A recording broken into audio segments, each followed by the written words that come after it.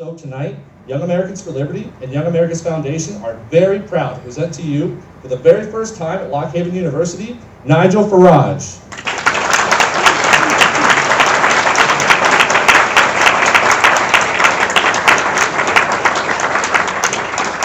Well, thank you for that, and good evening, Lock Haven. It's a pleasure to be here, and I want to say to all of you, particularly the younger members of the audience, you are living through a really extraordinary and astonishing time in democracy, in politics across the Western world. We've had a series of seismic shocks over the last few years, and it all started on June the 23rd, 2016, when the United Kingdom had a referendum on whether we should leave the European Union or remain a member. And the entirety of the global elite lined up to tell us that we must vote to remain. If we didn't vote to remain, terrible things would happen to us. Indeed, President Obama flew in specially to look down his nose and sneer at your greatest ally and friend in the world, and to tell us that if we went for Brexit, we would go to the back of the line. We were told 500,000 jobs would go immediately, foreign investment would leave the country, growth would collapse, taxes would rise, plagues of black locusts would descend. Well, not quite. But despite all of it, we said the hell with it, we're going to vote to leave the European Union. And then a few short months later, something equally remarkable and unpredictable happened in, yes, the United States of America, where a real estate guy from Queens, fairly outspoken individual, not especially politically correct, called Donald J. Trump, and that morning when the New York Times and the Huffington Post said there was a 98.1% chance that Hillary Clinton would win the election, and hey, through the middle came Trump, and of course Pennsylvania being one of the most important moments of that election night.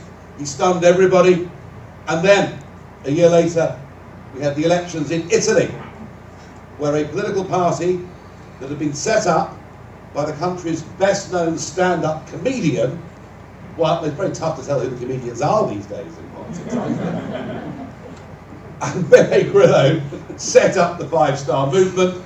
They won the election, and they joined into a coalition with the Lega, which had been around for 30 or 40 years, but under the quite dynamic new leadership of a guy called Matteo Salvini, and they were able to form a majority government in Italy. Remarkable. Both of those parties, just a few years before, between them, couldn't have mustered more than 5 or 6% in the opinion polls, and suddenly they were over 50%. So they are the three great, dramatic political events that have shocked, I think, in many ways, the Western world over the course of the last few years. And I'm in a very fortunate position to speak about them, because I'm the only person alive on Earth who has a stake in all three of those things.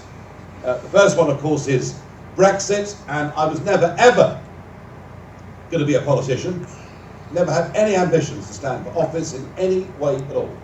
I was in business, I worked in the commodities business, I spent 20 years in that game, working throughout all of that time for American companies. So, we bought and sold copper and, well, we call it aluminium, but you call it aluminum, and lead and tin and zinc and nickel, and that's what I did.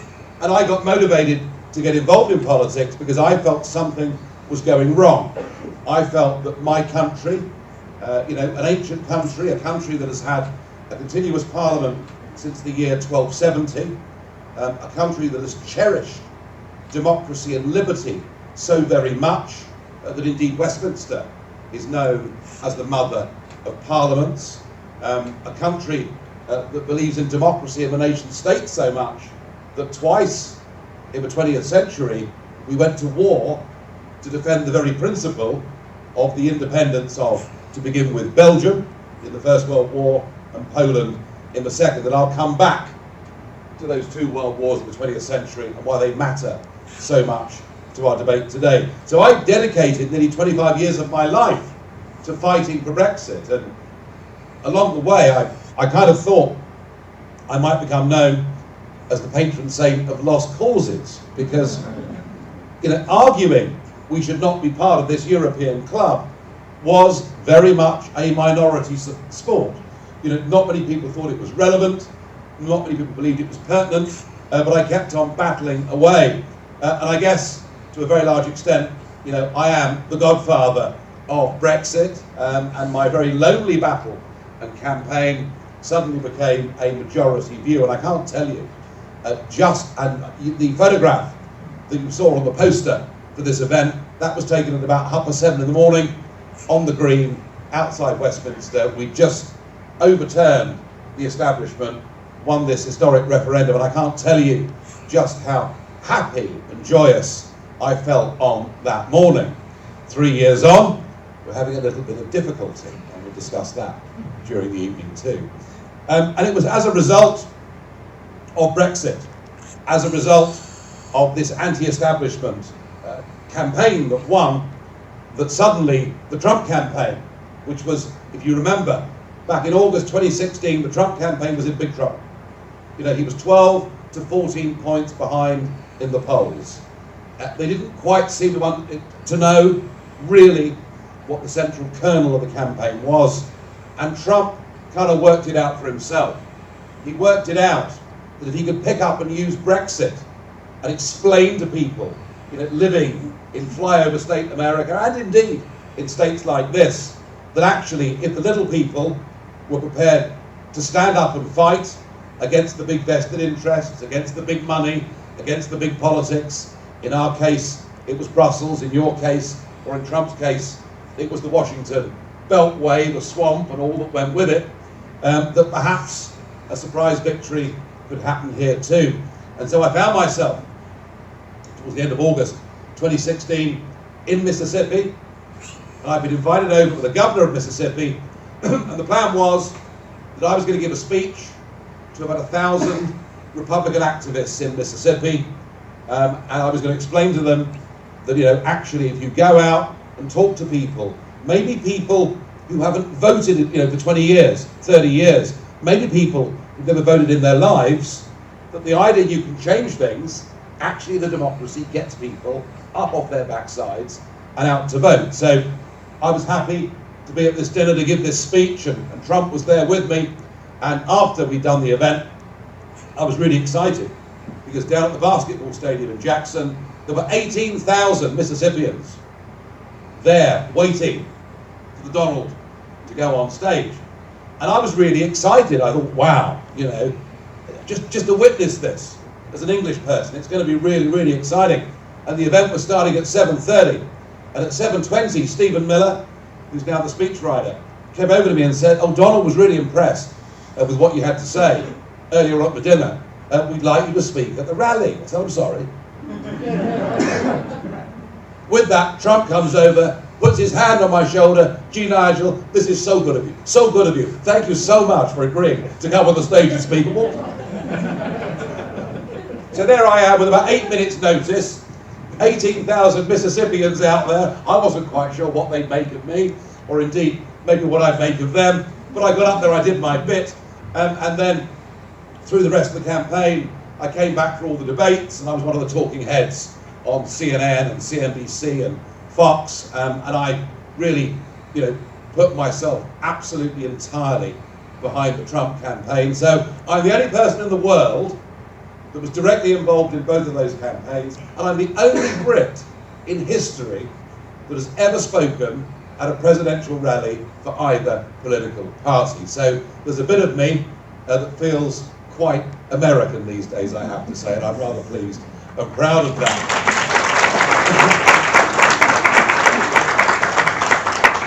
And on to Italy. So Matteo Salvini, his first day in elected politics was in 2004. He was elected to the European Parliament, and I was the leader of the group that Matteo was first in. And normally, you can spot young talent in life. You can say, do you know what? That girl, that guy, they're going to the top. I thought Salvini was one of the most lazy, and useless people I'd ever seen in my life. He seemed to spend the whole day at lunch and chasing all the secretaries around the place. But then, I guess in Italy that's kind of what they do. I grossly underestimated Salvini's ability, but I've known him through all these years. Indeed, I know Beppe Grillo and the Five Star Movement too. And the whole thing is known as populism. That's the word that's used, isn't it? Populism. And the word is used as a pejorative term, that somehow populism is ignorant. Populism is nasty, narrow-minded. Populism is effectively akin to every ism you can think of. You know, populists are all homophobes.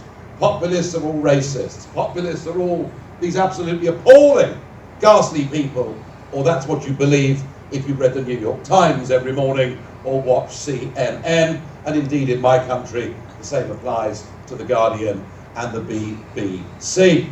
And I want to explain to you what populism really is and why it's happened. But to do so, I think it's really important to explain, particularly to an American audience, just how awful the first half of the 20th century was. Now I know that here in your town of Lockhaven, you understand your past. As I drove through your street today, I saw the posters up on the street, including many pictures of young men from this town who went off to Europe or went off to the Pacific in World War II. And you know the great contributions that America has made all over the world for liberty and democracy, and in nearly every case standing side by side with the British.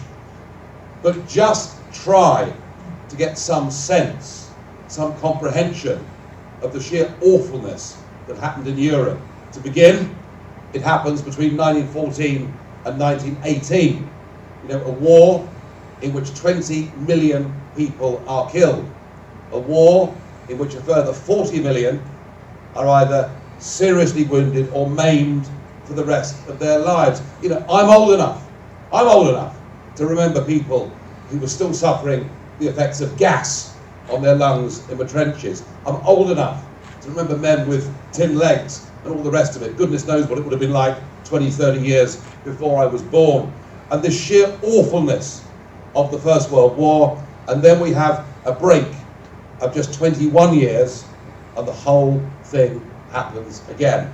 But it happens on an even bigger scale. You all know, of course, about the Holocaust, about 6 million Jewish people being obliterated, and many other minorities too. But perhaps you don't understand just what Germany looked like in 1945.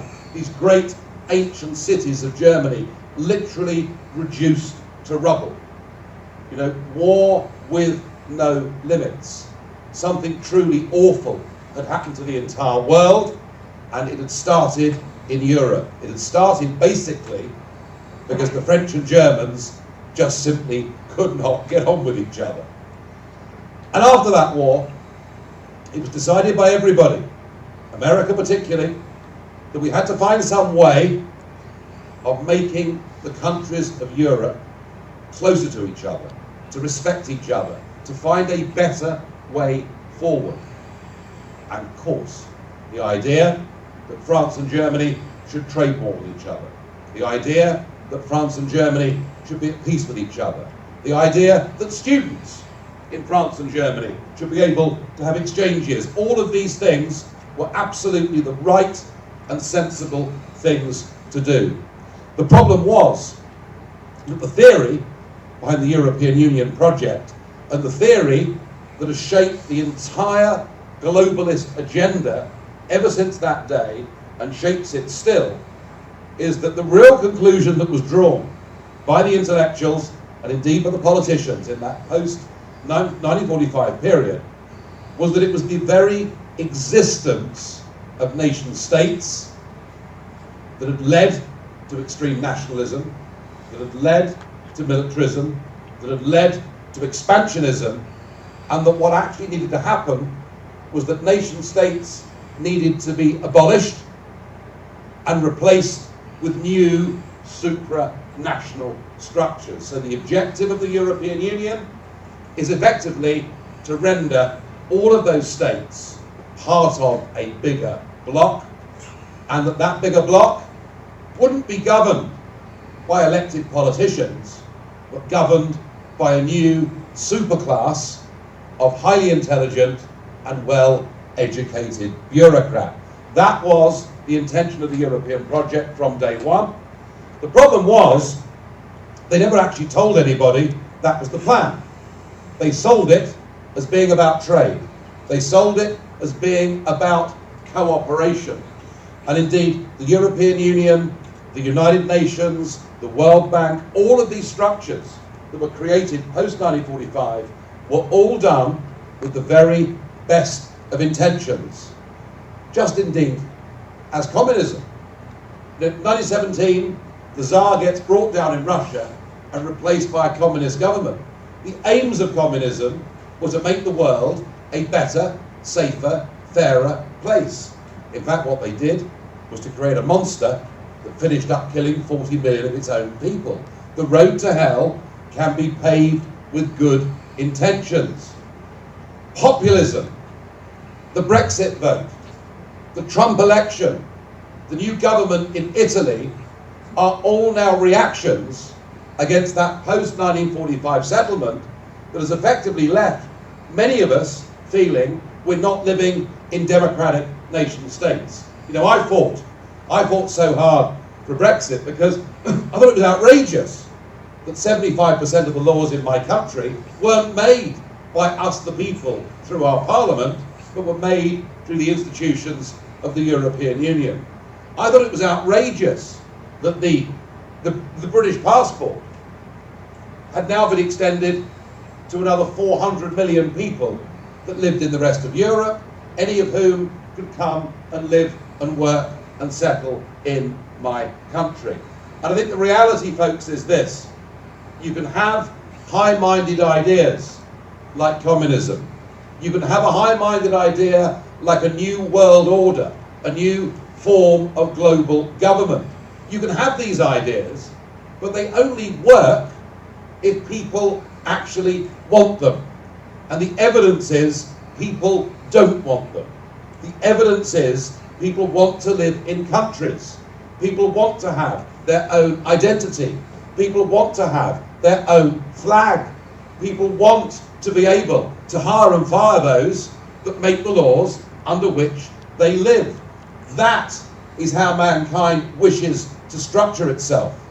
And all of these three big events that I've talked about are the kickback against that loss of control, the kickback against that loss of freedom. And I absolutely reject and resent the insults that are thrown at those of us who believe the nation state is the right vehicle within which we should live and organise our affairs. It is not racist or xenophobic to say you should control your borders. It is correct and logical that any country should want to choose and make sure it's getting the right people coming into its community who will be able to assimilate and become part of society. Isn't that really, when you think about it, isn't that what's made America a great country? People leaving different parts of the world, coming to settle in the USA, and within a generation,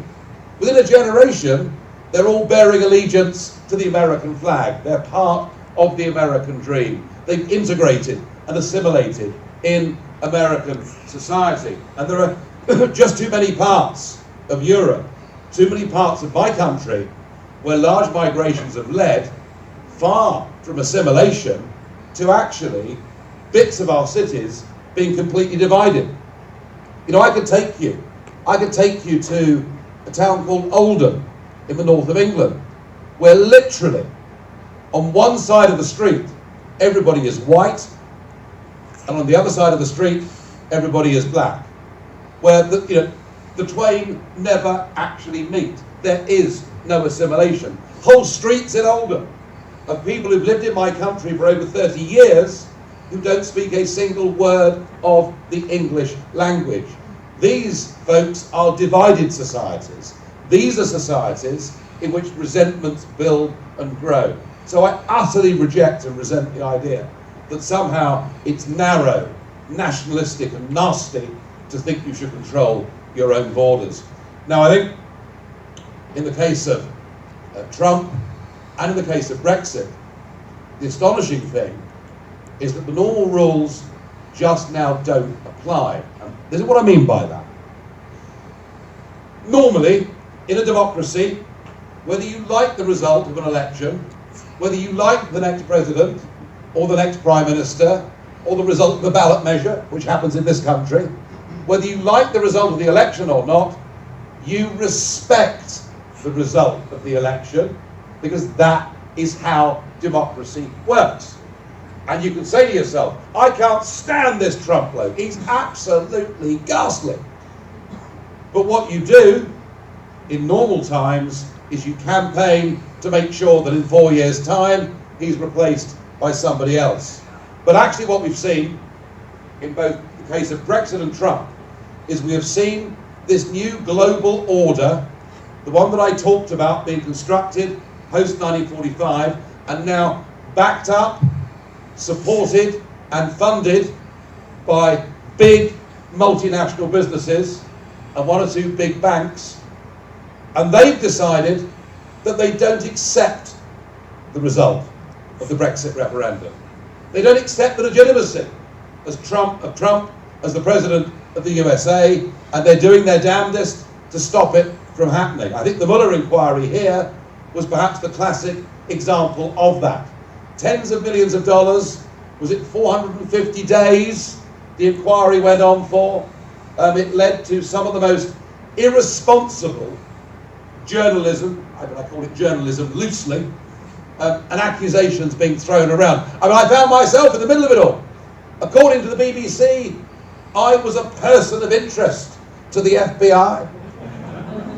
Indeed, The Guardian, a Sunday edition called The Observer, ran a big double-page spread, and in it was Vladimir Putin, Julian Assange, Steve Bannon, Donald Trump, and whose face was in the middle, with interlinking arrows to all of them, yours truly.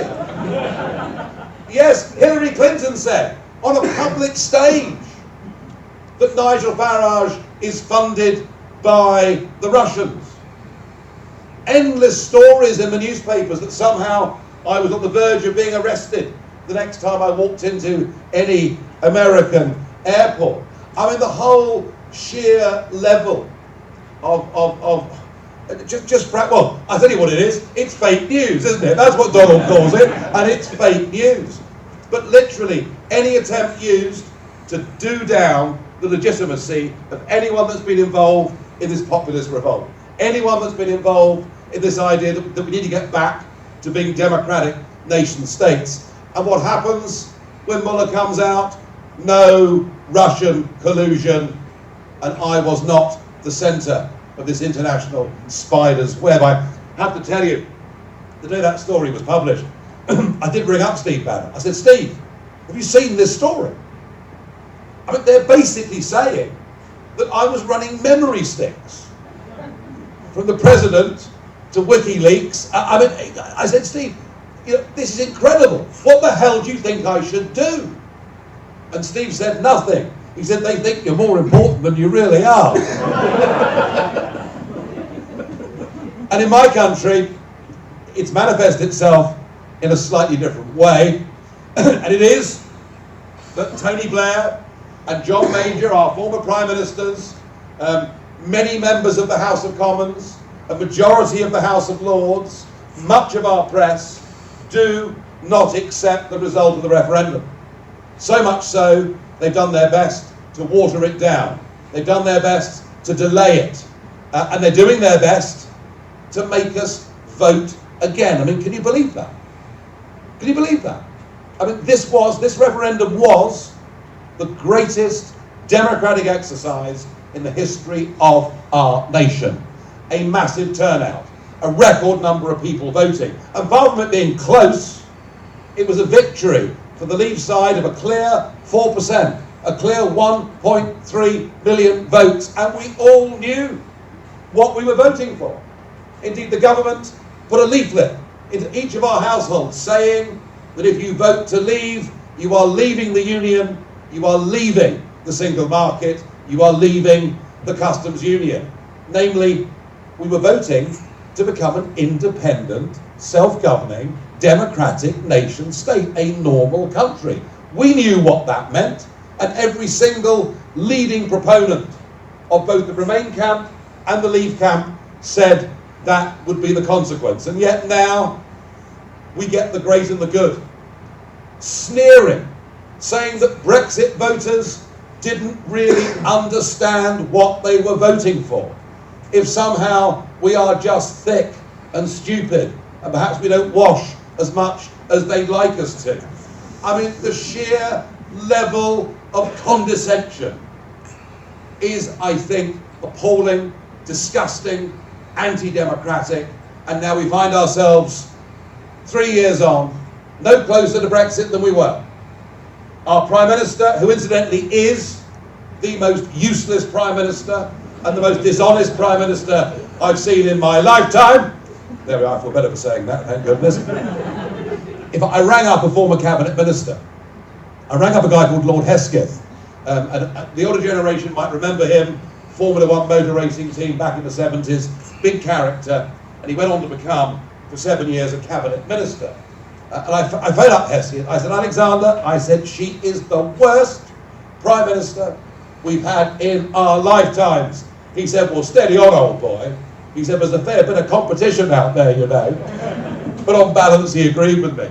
And she told us 108 times, she told us we were leaving on the 29th of March. And that's what the legislation said. You see, we didn't just vote for Brexit once. We voted Brexit on the 23rd of June 2016. But a year later, in a general election, the Labour and Conservative parties both promised us in their manifestos, vote for us and we will honour the result and Brexit will happen.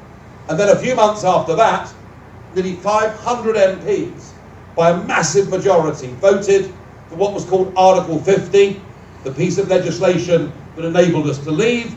And that said, and it was put into British law, that we were leaving at 11 p.m.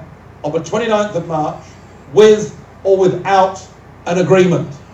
And yet when it came to it, she couldn't get her dreadful agreement through, thank goodness, but rather than leaving on WTO terms, and by the way, all the business we do with America is conducted on WTO terms. This is far from being a disaster, and yet we didn't. So they told us we'd leave on the 29th of March. We didn't. They told us we'd leave on the 12th of April. We didn't. They told us we'd leave latest for the 30th of June, and we're not going to. And now they tell us we'll leave on Halloween Day, the 31st of October. And I'm asking myself, trick or treating? In fact, the Brexit date has got more dates than the average child advent calendar. And as far as I'm concerned, if we trust our political establishment, Brexit will never happen. Which is why, and I said at the start, that I am not a career politician.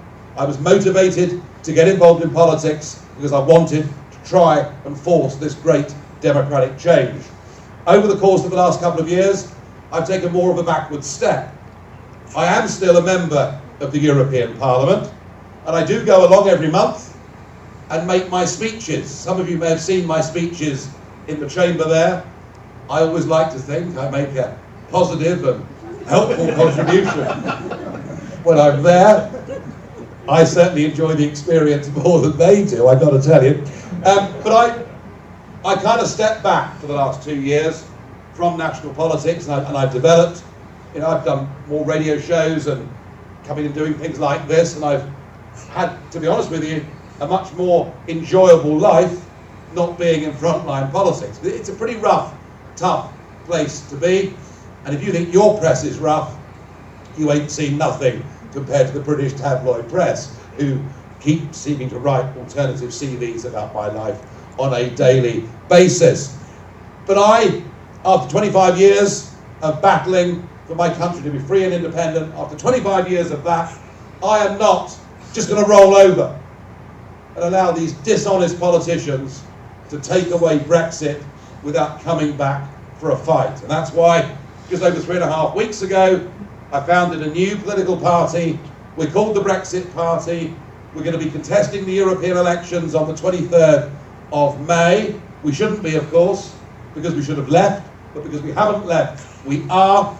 And it is absolutely my intention to lead that party into those elections, to win those elections, and to put the fear of God back into our political class, to make them start listening to us. You know, here in your country, through your constitution, you all understand that you, the people, are the masters and the politicians are the servants. And the problem with this new globalist model, the problem with the European Union, and the problem that British politicians now, who have picked up this disease, is they think that they are the masters.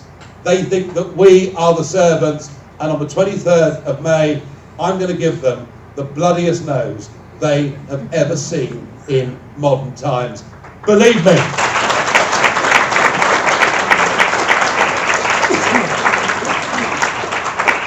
Okay, well, what I've done, I've left loads and loads of room for questions, but not just questions, comments, thought, debate, because I'm keen to get an active debate going in the room. I hope what I said to you makes sense, but basically these structures were set up with the best of intentions, but they turned into something quite the opposite, I think in many ways, of what voters thought they were going to be. So I'm really, really keen to open this up, to get some questions.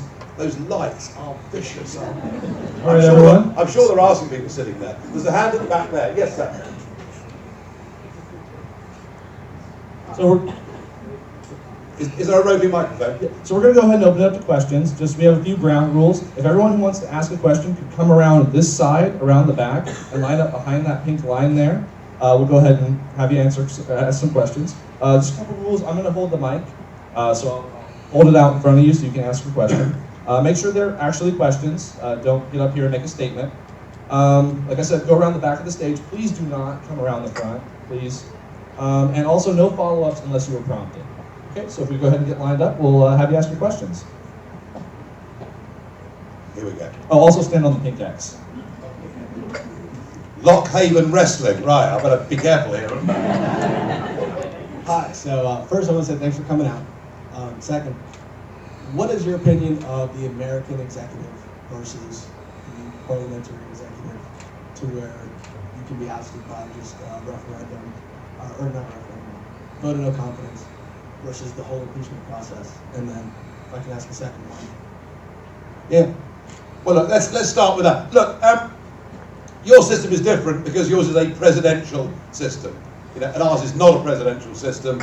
In our system, we vote for members of parliament, and the Prime Minister comes from among those members of parliament, and indeed, we can change Prime Ministers without the people ever being referred to. So there are pros and cons of both systems. In some ways, I like the American system because it's clear, it's beyond doubt when you vote that you're voting for a president and a vice president who are, for that term, going to run the country. No confusion, no doubt about it.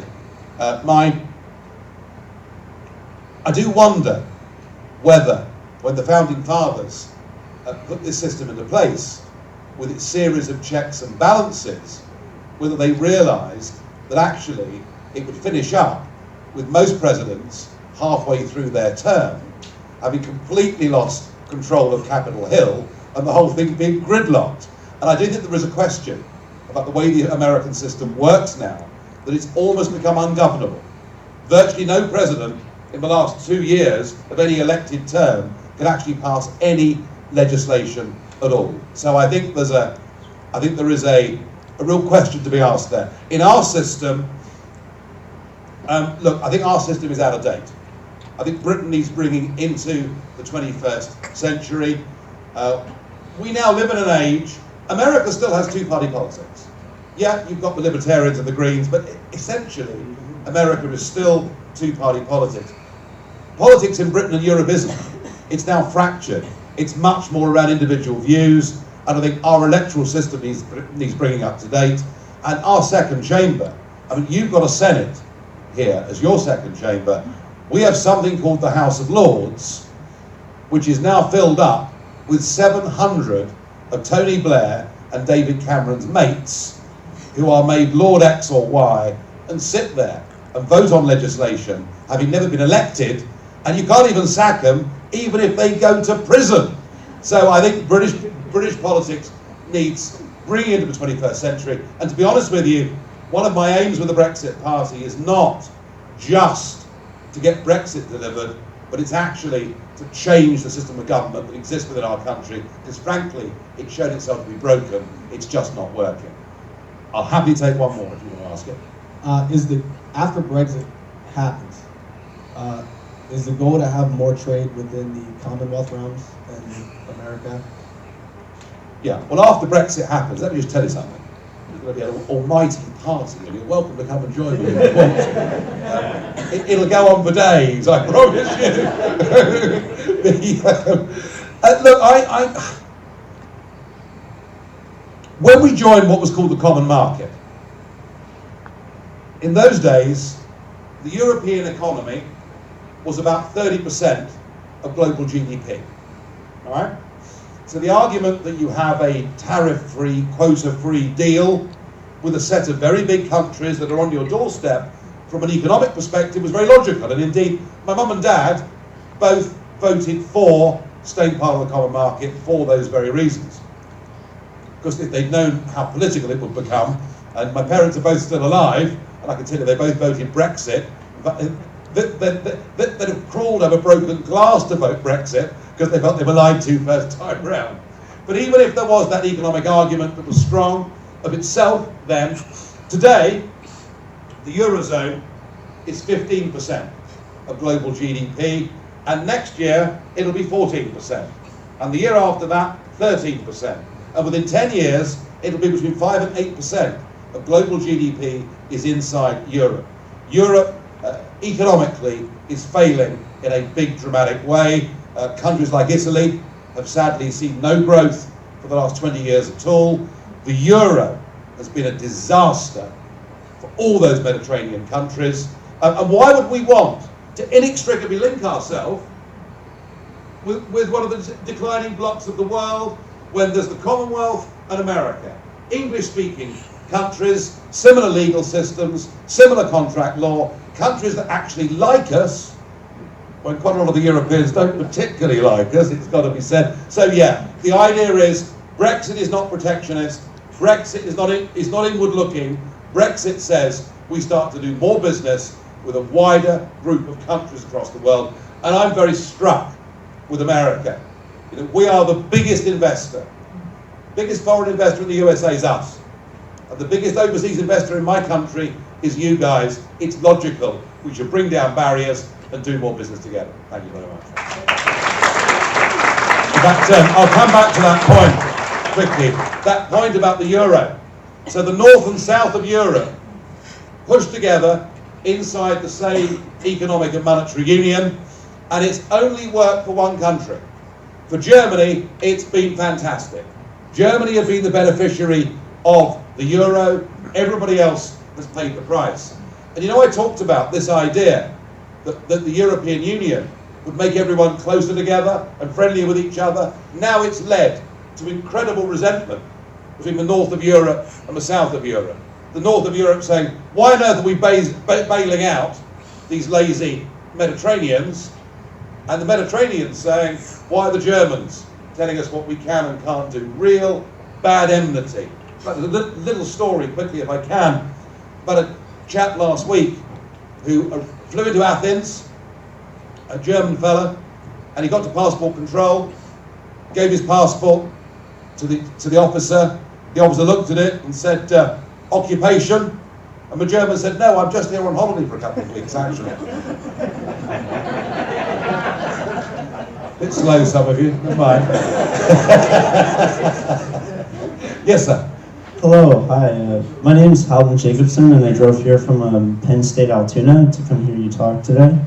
And a question I had was, you described the town as being like half divided with whites on one side of the street and for other people on the other side of the street? I said black. White skin one side of the street, black the other Black, side. okay, Yeah. thank you. And not sharing the same language. And I think that's a bad thing. Okay, well, black, yes, black. My question is, with this kind of divide, how would you handle this situation humanely? For example, like on the United States southern border, with the division of children and parents, that's, many argue, not the most humane way to handle Yeah. the immigration situation.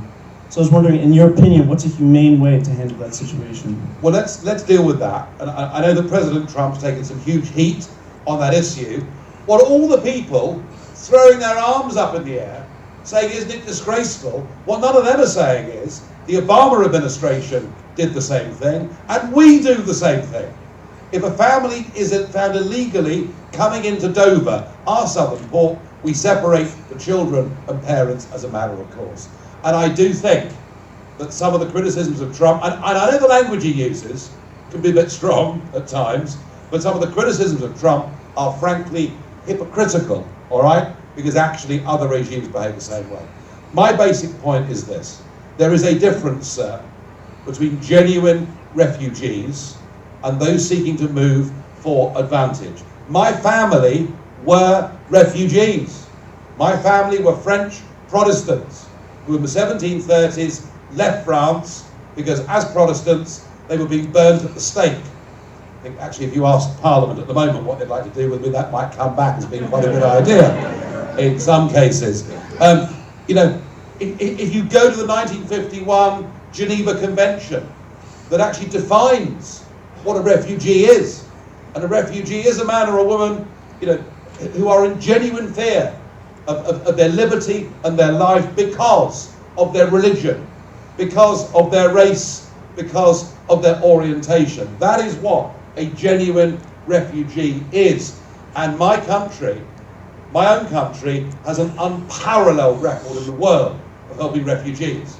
We've done it with, in my case, the French Protestants. We've done it twice with big waves of Jewish, firstly from Russia, secondly from Austria, and indeed from Germany too. We've done it with the Ugandan Asians when they were threatened with being killed by that madman Idi Amin. I have not got a problem with helping genuine refugees, and I'm sure there are many in America who would say, let's help people in problem. But when you see a whole caravan of people headed for the US southern border, they may well come from poorer circumstances than you living in this country.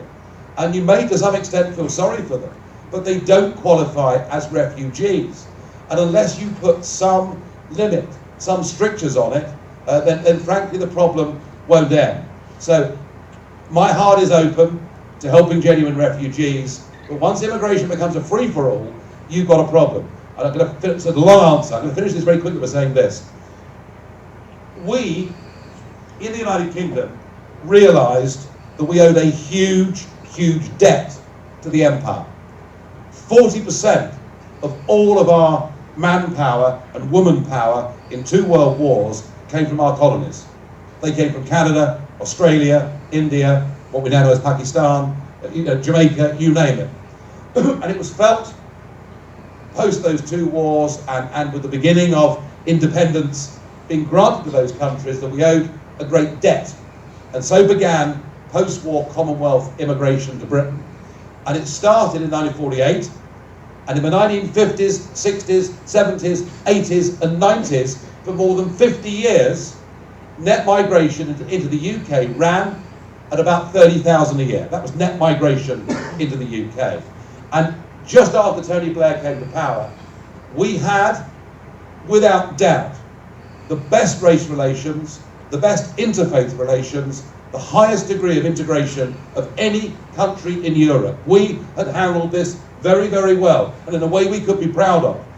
When it went from net 30,000 a year to net 300,000 a year, we could not even begin or attempt assimilation, and that is when these great divisions in our society occurred. And I do think how we handle this issue really, really matters. Sorry, long answer, but that's how I feel. Thank you.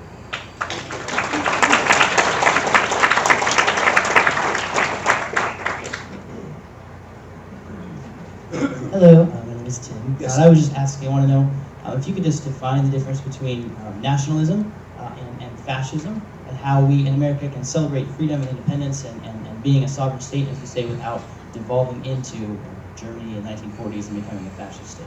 No, it's a good question, it's a key question. So whenever I'm asked, are you a nationalist, Mr. Farage, I say no. I'm not a nationalist, I'm a nationist. I believe the nation state is the right and the essential building block. The attempt that is made by many on the left to equate nationism or nationalism with fascism or extremism is clearly false in every single way. And it goes right back to what they were thinking about France and Germany in that post-1945 period that I talked about so extensively tonight. They thought the existence of nation-state is what led to nationalism, and is what led to military expansionism, and is what led to war. They actually got it wrong. Here's the point. It directly links to your question. Provided the nation-state is a fully functioning democracy, it will not become fascist, it will not be militarily expansionist. And you know something? And this is really interesting. There is not one single example of one functioning mature democracy going to war with another functioning democracy.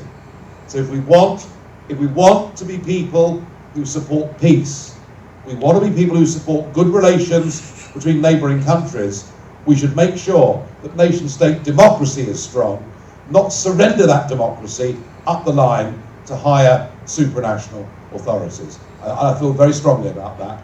And it's just outrageous.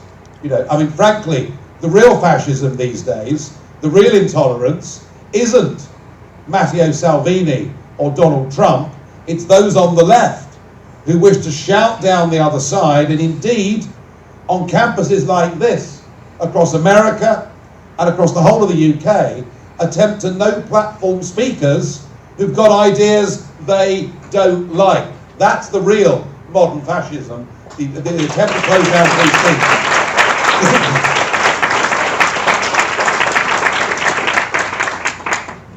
Yeah, sure. What are the main ways that the Brexit Party aims to actually achieve Brexit?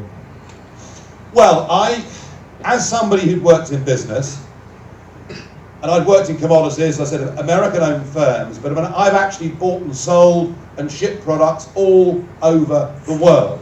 Now look, you know, if you have to fill in a couple of customs forms, which these days, of course, is all done online, it's not the end of the world, but generally, removing barriers to trade and removing bureaucracy leaves more room for entrepreneurs to have ideas and do things and make money. And when you make money, you employ people. And when you employ people, you also pay taxes. So I'm all for making life easier for business. And you know something? For 25 years, I'd said that I wanted us to leave the political structures of the European Union and to replace it with a genuine free trade agreement, which is what my mum and dad thought they were voting for all those years ago. That would and could and should have been achievable. The reason being that we trade at a massive deficit with the European Union. So given that they're going into recession, given that unemployment's very high in many European countries, they need the UK market. I mean, one in three BMWs that is sold overseas is sold to the United Kingdom. And here's a figure for you. The UK imports 110 million bottles of Italian Prosecco every single year. That's what my daughter's generation drink on a Friday night out. Don't ask me why, but there we are. So, you know, if you start to put tariff on Italian Prosecco, you start to put tariff on German motor cars, you know, they're going to pay effectively a bigger price for that than we are. So I've always wanted to have a free trade deal. However, we didn't really ask for it, and the European Union never offered it. And if you're going into a negotiation, and anybody in this room that's ever worked in the private sector, has ever been in a negotiation will know that when you go in, you know, you and I meet and we're talking about business we're doing, you need to know that if I'm not happy with what you say at this meeting, I'm walking out of that door and I'm taking my business with me. That is how all business negotiations work. The Europeans always knew, they always knew that Mrs. May would never ever walk out of the door. So we were in this negotiation from a losing position, and I advocate now that we just simply leave. We leave on World Trade Organization terms. We leave not just the customs union or a single market, but the jurisdiction of the European Court of Justice in Luxembourg. I mean, can you imagine if the Supreme Court in America could be overruled by a court in Mexico? I mean, you wouldn't put up with it in this country, and nor should you put up with it in this country. And so I now want us to leave on WTO terms, have a clean break, and do you know what will happen? Within a couple of weeks of us leaving, they will come on bended knee to us, saying, please, can we have a deal? And we'll say, well, you know, in good time, I'm sure we can sort something out. It's all about having the upper hand in a negotiation. And by the way, I'm not anti-European, all right? I'm not. You know, I married a German woman. I've got 2 daughters who are bilingual and have got British and German passports. I've worked in the past for French companies. I've drank more Spanish wine than is good for me. I love Europe. I love Europe. For those that haven't been, it's a fantastic continent. You drive 100 miles across Europe, you find different people, different languages, different cheeses. I mean, it is a wonderful, diverse place. And provided Europe is made up of democratic sovereign states, working, trading, being friendly with each other, it will go on being a great continent. What I object to are those ancient nation states of Europe now being governed by Mr. Juncker and a bunch of bully boys that we can't vote for and we can't remove. And I'm way more radical than just wanting the UK to leave the European Union. And one of the reasons they fear me so much in Brussels is I want Europe to leave the European Union. I want these structures brought down. I want the bureaucrats all fired, every 30,000 of them. You can see how popular I am when I'm there. Thank you.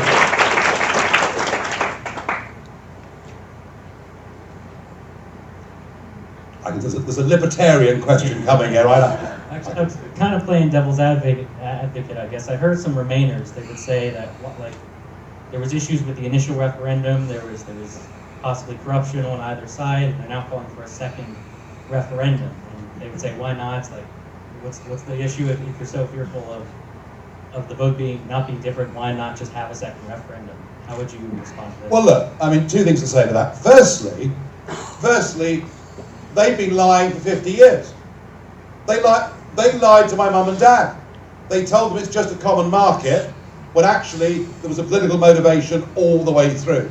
They've lied for 50 years. The worst that we did was Boris put, you know, some numbers on the side of a bus that might have been a little bit too high. And, you know, and I've challenged on my LBC talk show for the last 2 years, I've challenged any single caller, and I don't censor calls at all, unless they use bad language and push the delete button, but I've challenged anybody to say anything that I said in that referendum campaign that was a lie, and no one yet has. And here's the point about a second referendum. It is fundamentally undemocratic to make people vote again because you don't like the result until at least you've implemented the first one. If we implement the referendum, if in 5 years' time there's demand for another vote, there's demand to have a fresh rethink, that is fine, because that's how democracy works. Democracy allows us to make decisions and then change our minds every 4 or 5 years. But to try and have a second referendum because they don't like the result, I think is one of the biggest insults ever put upon the people of the British country, of our country. I have to say, though, if it did come to it, I'm pretty certain of one thing: Leave would win by an even bigger majority. The problem is, if Leave did that, did that with this current Parliament, they'd probably just ignore it again. And that's why we need the Brexit Party. That's why I've got to try and win these elections on May the 23rd. They have got to start fearing the people again. When they fear the people enough, we'll get what we deserve. Okay, this next question will be our last one, unfortunately. Oh, are they getting bored? I don't know about that. I know you talk about the EU a lot. You talk about the EU. What are your thoughts when you talk about, that the EU makes laws without any consent from the citizens? So what are your thoughts on the UN? Yeah, look, I mean, again, the United Nations is one of these well-intentioned organisations, just indeed as the League of Nations was back in, 1920-21. Look, I am all for international organisations where countries get together as friends that respect each other and you can agree some positions. What I'm not for are international organisations that morph into supranational organisations and then give the ability to make decisions to those organisations. And I have to say there are aspects of the United Nations that are very similar to my friends in Brussels. Too higher salaries, all sorts of ludicrous appointments, despots all over the world getting roles in human rights and all the rest of it. And as I say, the principle of the UN is a good one. The practice of it at the moment is not a very good one. But the highlight for me of the United Nations in the last few years was Donald Trump's speech there that he gave last year. And when anybody ever asks you, what is the doctrine of Trump? I think he laid out in that speech at the UN everything that he as a human being believes. His belief in the nation state, his belief in the democratic process, his belief that bureaucrats, be they in the UN or the EU or elsewhere, should never get above their station. So let's watch the UN like a hawk. It could be a force for good. At the moment, it's a force for bureaucracy, high salaries, and it's costing us a bit too much money.